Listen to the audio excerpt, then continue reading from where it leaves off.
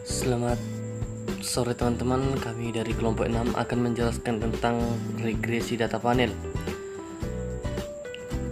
Terlebih dahulu kami memperkenalkan anggota kelompok kami, Muhammad Rehan, Yusuf Armatia Simamora, Erik Jonathan Arwan, Ibrahim Harahap, dan Mega Erica akan menjelaskan tentang data panel. Yang pertama, pengertian regresi data panel. Regresi data panel merupakan jenis uji regresi yang mempunyai ciri khas tersendiri, yaitu terdapat kombinasi antara data nuntut waktu atau time series dan data cross-sectional, sehingga regresi data panel sering juga disebut sebagai regresi longitudinal. Data panel ini menggabungkan informasi dari data time series dan cross-section dan mengatasi masalah yang timbul ketika ada masalah penghilangan variabel atau omits variabel. Kita masuk ke model persamaan regresi. Dalam model persamaan regresi dapat kita lihat bahwa Y sama dengan alpha tambah B1 X1 IT ditambah B2 X2 IT ditambah error, di mana Y sebagai variabel dependen, A sebagai konstanta, X1 sebagai variabel independen pertama, X2 variabel independen kedua, B sebagai koefisien regresi masing-masing variabel independen, E sebagai error term, T sebagai waktu, dan I sebagai perusahaan. Di sini ada tahapan data panel. Pertama, penentuan model estimasi, pengujian asumsi kesesuaian model, dan interpretasi, di mana saya akan menjelaskan. Yang pertama itu penentuan model estimasi, di mana di sini ada 3 penentuan. Yang pertama, common effect model, di mana pendekatan model data panel yang paling sederhana karena hanya mengkombinasikan data time series dan cross section. Pada model ini tidak diperhatikan dimensi waktu maupun individu, sehingga diasumsikan bahwa perilaku data perusahaan sama dalam berbagai kurun waktu. Metode ini bisa menggunakan pendekatan ordinary least square atau OLS atau teknik kuadrat terkecil untuk mengestimasi model data panel. Yang kedua, fixed effect model. Model ini mengasumsikan bahwa perbedaan antar individu dapat diakomodasi dari perbedaan interceptnya. Untuk mengestimasi data panel, model fixed effect menggunakan teknik variabel dummy. Untuk menangkap perbedaan intercept antara perusahaan, perbedaan intercept bisa terjadi karena perbedaan budaya kerja, manajerial, dan insentif. Dan 3, random effect model. Model ini mengestimasi data panel di mana variabel gabungan mungkin saling berhubungan antar waktu dan antar individu. Pada model random effect, perbedaan intercept diakomodasi oleh error terms masing-masing perusahaan. Keuntungan menggunakan model random effect yakni menghilangkan heteroskedasitas. Model ini juga disebut dengan error compensation model atau ECM atau teknik generalized least square atau GLS. Nah, untuk dalam pemilihan model ada 3 tes. Yang pertama, uji Chow test yakni pengujian untuk menentukan model fixed effect atau random effect yang paling tepat digunakan dalam mengestimasi data panel. Jadi dalam uji Chow ini dia dipilih apakah model yang dipakai fixed effect atau random effect. Yang kedua, uji Houseman test adalah pengujian statistik untuk memilih apakah model fixed effect atau random effect yang paling tepat digunakan. Yang ketiga, uji Langrenz multiplier untuk mengetahui apakah model random effect lebih baik daripada metode common effect atau OLS digunakan. Uji Langrenz multiple atau LM. Selanjutnya akan dilanjutkan pada tahap pengujian asumsi dan kesesuaian model, mulai dari normalitas, multicollinearity, heteroskedasitas, masuk ke autokorelasi, dan nantinya akan masuk ke interpretasi, mulai dari penjelasan F-square, uji F, uji parsial, uji goodness of fit, uji persamaan regresi. Penentuan model estimasi sudah saya jelaskan tadi. Ada common effect model atau PLS, fixed effect model atau FEM, random effect model atau RAM. Nah, di sini ada keunggulan data panel yang pertama, dapat memberikan peneliti jumlah pengamatan yang besar, meningkatkan degree of freedom atau derajat kebebasan. Data memiliki variabilitas yang besar dan mengurangi kolinearitas antara variabel penjelas, di mana dapat menghasilkan estimasi ekonometri yang efisien. Yang kedua, panel data dapat memberikan informasi lebih banyak yang tidak dapat diberikan hanya oleh data cross-section atau time series saja. Yang ketiga, panel data memberikan penyelesaian yang lebih baik dalam inferensi perubahan dinamis dibandingkan data cross-section. Baik, kita masuk ke kelemahan data panel. Yang pertama, masalah desain dan pengumpulan data panel. Permasalahan data panel meliputi cakupan populasi yang menjadi objek penelitian, tanggapan responden akibat kesalahan wawancara, pemisahan responden yang bukan termasuk anggota, kemampuan mengingat masa lalu yang terbatas, dan periode yang menjadi acuan. Yang kedua, distorsi kesalahan pengukuran. Kesalahan pengukuran dapat terjadi karena ketidakjelasan pertanyaan dalam kuesioner, kesalahan responden dalam mengingat, kesalahan pencatatan, dan kesalahan pada saat wawancara. Yang ketiga, dimensi waktu yang sangat pendek. Apabila rentang waktu data sangat pendek, maka argumen asimptotik karakteristik data panel akan berkurang. Yang selanjutnya, cross-section defense. Cross-section defense muncul jika individu dalam sampel tidak lagi dalam pengamatan secara independen, tetapi mempengaruhi hasil masing-masing. Yang selanjutnya, selectivity problem. Di sini masalah pemilihan. Kesalahan dalam pemilihan responden terjadi karena kesalahan penentuan wawancara, sehingga informasi yang diperoleh sedikit, dan atribut responden yang mungkin berbeda pada periode observasi yang berbeda. Baik, selanjutnya akan dijelaskan pada video tutorial. Terima kasih. Oke, kita akan langsung praktekkan saja. Ini saya sudah punya data panel. Ini ada perusahaan sampai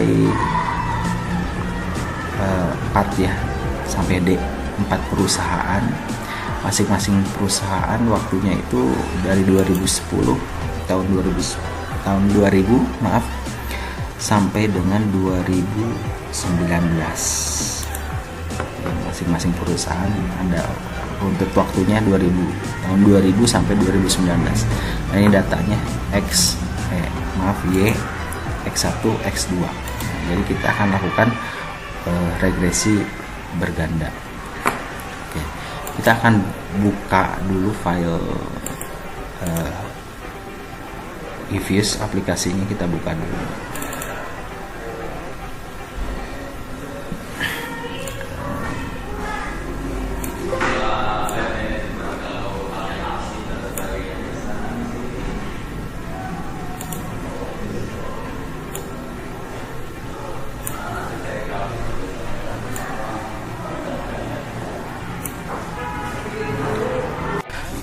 Setelah eViews terbuka, kita masuk ke file, new, lalu pilih work file. Nah, di sini muncul dialog seperti ini. Untuk work file structure type, karena memang data ini adalah data panel, kita gunakan balance panel. Setelah itu, frekuensi ini kita pilih annual karena disesuaikan dengan data yang kita punya, yaitu tahunan. Nah, start date ini dimasukkan dimulai tahun keberapa dalam data yang kita punya. Ini dari tahun 2000 sampai tahun 2019. End date berarti 2019. Number of cross section ini dilihat dari jumlah perusahaannya. Di sini ada 4 perusahaan, ya, A, B, C, D. Berarti number cross section kita pilih 4. Setelah itu kita klik OK.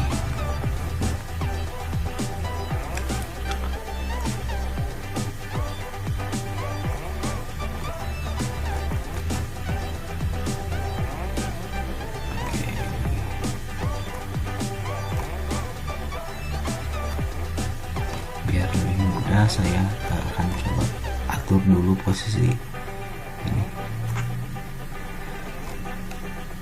Nah, di sini aja.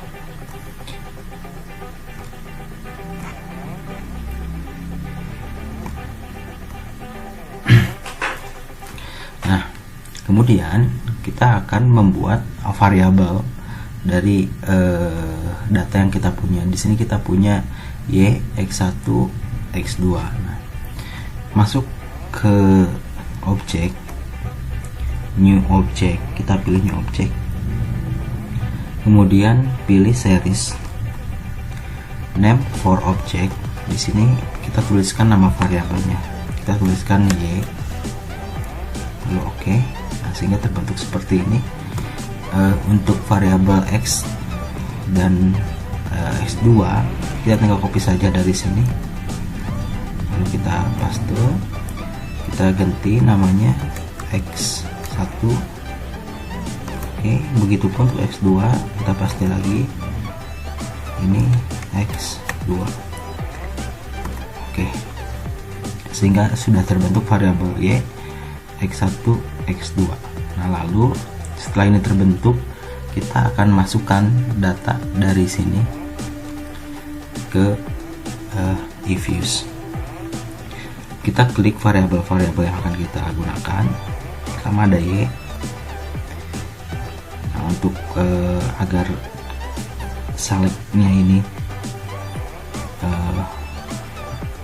ganda, berarti kita setelah kita klik y, kita tekan CTRL, lalu klik lagi x1, kemudian x2.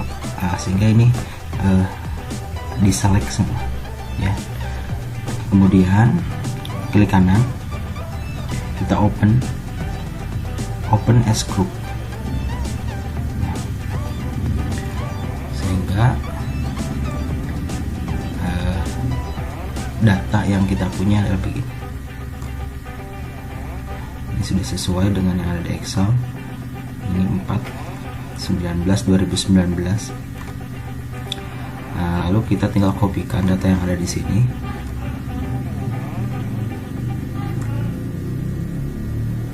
Ke eViews.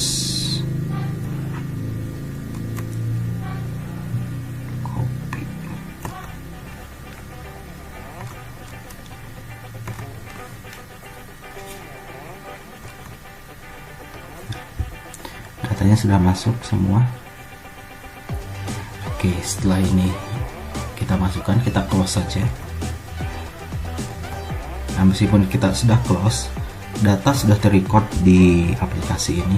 Misalnya kita mau buka lagi, ini sudah otomatis tersimpan. Oke, kemudian setelah kita memasukkan data dari Excel yang kita punya ke eViews, kita akan lakukan uji untuk memilih pendekatan mana yang cocok ya. Apakah model common effect models, fixed effect, atau random effect. Kita akan lakukan uji cow terlebih dahulu. Untuk itu kita akan lakukan common effect model dulu. Kita akan keluarkan model common effect-nya. Caranya kita pilih y, x1, x2, klik kanan, open as equation. Nah, ini adalah formula yang harus kita susun. Biasanya kan dalam persamaan regresi itu y sama dengan a itu konstanta. Di sini konstanta adalah c. Untuk itu urutannya adalah y spasi konstanta c, variabel x1 sesuaikan namanya dengan ini, lalu x2. Setelah itu kita pilih panel option. Nah, untuk model common effect cross section ini kita pilih none. Ini adalah model common effect. kita keluarkan, klik OK. Nah, ini sudah muncul output dari hasil Common Effect Model. Kita akan simpan terlebih dahulu. Caranya adalah freeze supaya tidak hilang datanya. Kemudian kita beri nama Common Effect Model. Ini Common Effect Models. Kita simpan dulu, ini kita singkirkan sebelah sini dulu. Nah, kemudian kita lakukan mode fix effect models. Caranya sama, open equation,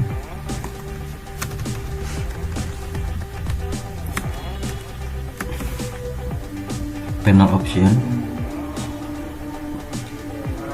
cross section kita pilih fix.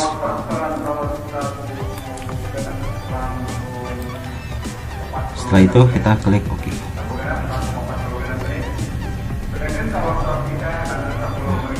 Ini cross section fix.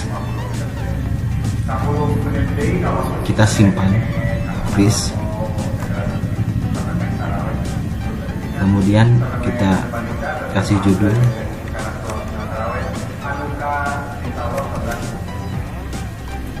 Oke, kita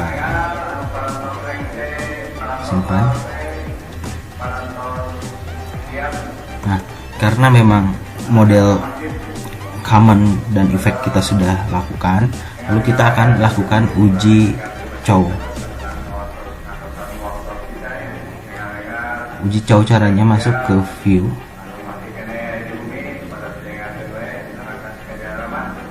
kemudian masuk fix or random effect testing, pilih yang atas likelihood ratio, redundant fix effect. Kita pilih ini. Nah, kemudian ini keluar hasil uji cow. Diketahui bahwa nilai probabilitas adalah 0,0, lebih kecil daripada 0,5. Artinya model ini ya sebaiknya dipilih, model FEM yang dipilih. Kita tandai dengan warna hijau. Berarti kita pilih model FEM. Kita simpan dulu uji cow. Lalu kita uji cow. Oke, setelah itu menurut uji cow model FEM yang terbaik. Namun kita harus tetap bandingkan lagi antara fix effect model dengan random effect model. Nah, setelah itu kita keluarkan lagi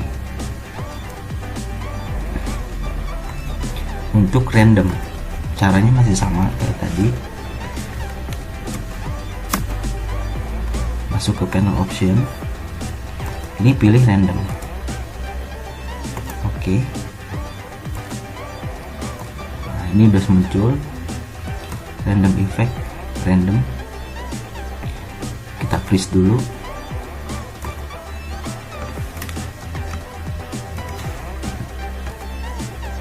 Oke, kita masukkan dulu sini.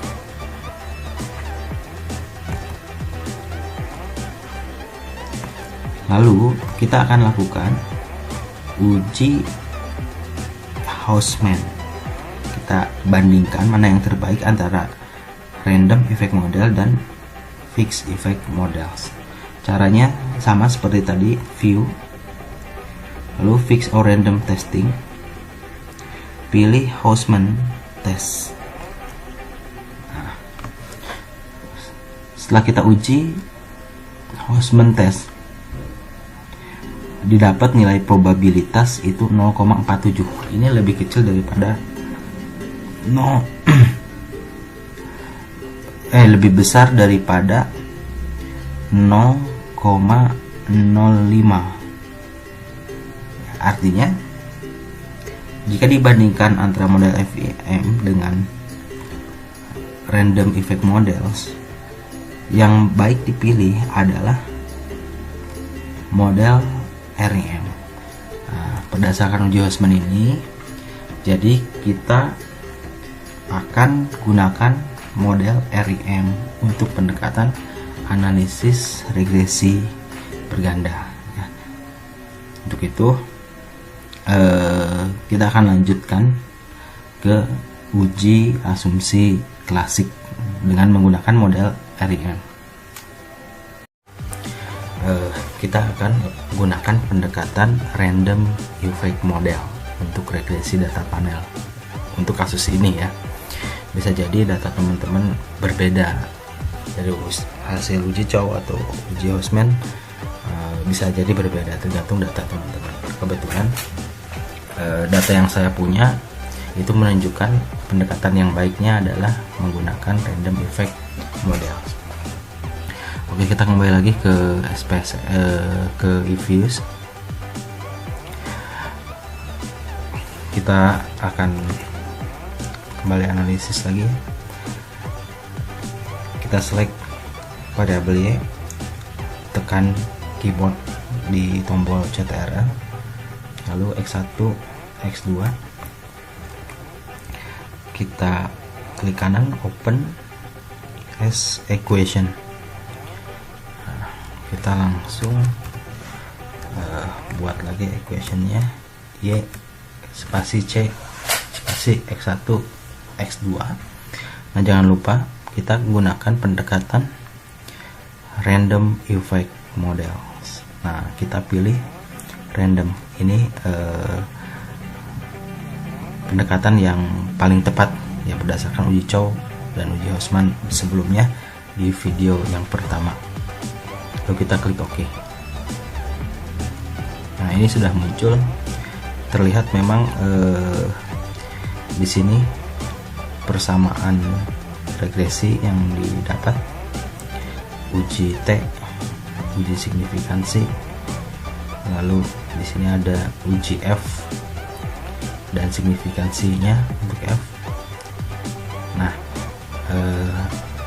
ini adalah hasil regresi. Namun itu kita akan coba lihat uji asumsi apakah ini layak atau tidak. Uji asumsi yang akan dilakukan yaitu pertama uji normalitas. Kita masuk ke view,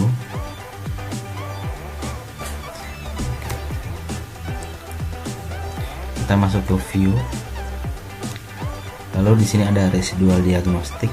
Nah, di sini ada normality test. Klik ini. Oke. Nah, di sini lihat probability-nya sebesar 0,8. Ini lebih besar daripada 0,05. Artinya data ini sudah berdistribusi normal.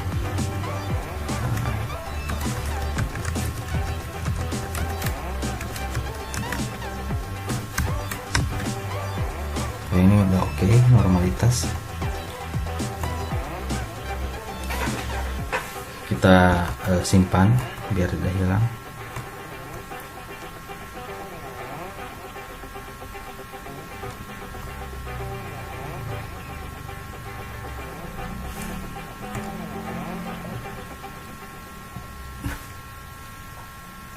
Kemudian kita akan lakukan uji multikolinearitas. Caranya adalah masuk ke quick, grup statistik, lalu correlation. Nah, uji multikolinearitas ini kita akan mengkorelasikan antara variabel independen. Maka dari itu kita hilangkan variabelnya dependennya, lalu klik OK. Nah, dilihat di sini korelasi antar variabel itu sebesar 0,5 ya. Ini lebih kecil daripada 0,8. Artinya di sini tidak terdapat multikolinearitas.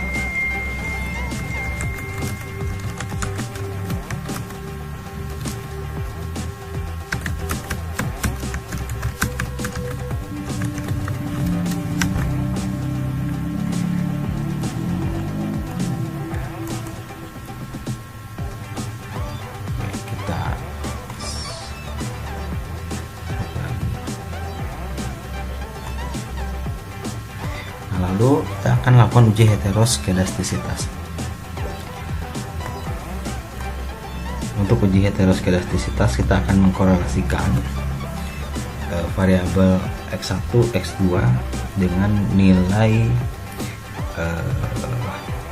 ABS residual.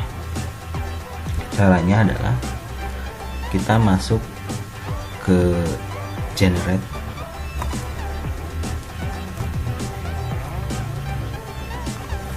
kita enter equationnya, persamaannya, yes.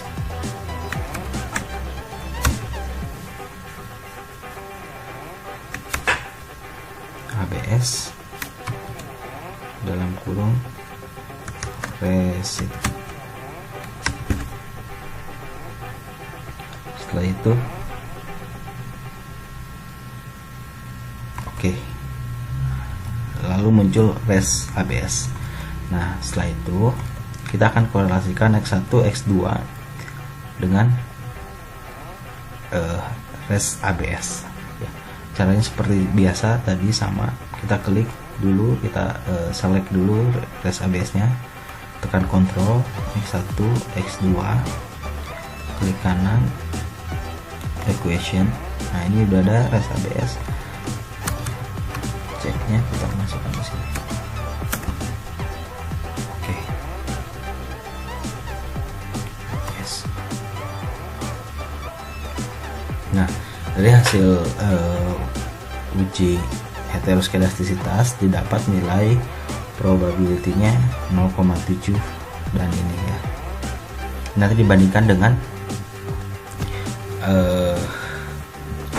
0,05.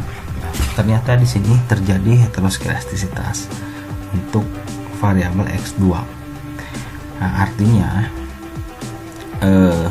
data ini terdapat gejala asumsi klasik sehingga belum layak untuk dilakukan uji regresi karena terdapat gejala heteroskedastisitas. Nah, kita harus perbaiki terlebih dahulu gejala heteroskedastisitas ini. Banyak cara, nanti saya akan tunjukkan tutorialnya. Namun pada video ini saya akan lebih menunjukkan kepada cara regresi dengan data panel. Kalau kita anggap ini tidak terjadi heteroskedastisitas, ya tinggal kita analisa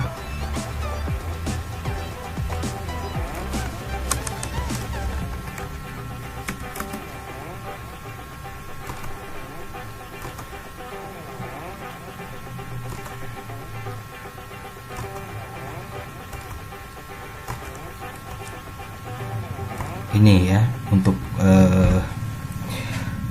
uji hipotesis secara parsial X1, X2 punya pengaruh. Secara simultan uji F, X1 dan X2 pun sama punya pengaruh. Nah, itu kalau misalnya uji asumsi lolos. Nah, caranya seperti itu teman-teman. Cuman kebetulan data di sini kurang baik untuk dilakukan regresi. Namun secara umum ini cara bagaimana melakukan uji regresi dengan data panel ya. Sampai akhirnya kita membuat satu persamaan regresinya, yaitu Y sama dengan minus 72,97 ditambah 0,10 ditambah 0,34. Nah, dari sini kita membuat persamaan regresinya. Uji hipotesis secara parsial ini punya pengaruh karena nilai probability-nya 0,0. Cara simultan uji F juga punya pengaruh. Nah, begitu. Jika ada pertanyaan bisa komentar di bawah video ini. Terima kasih.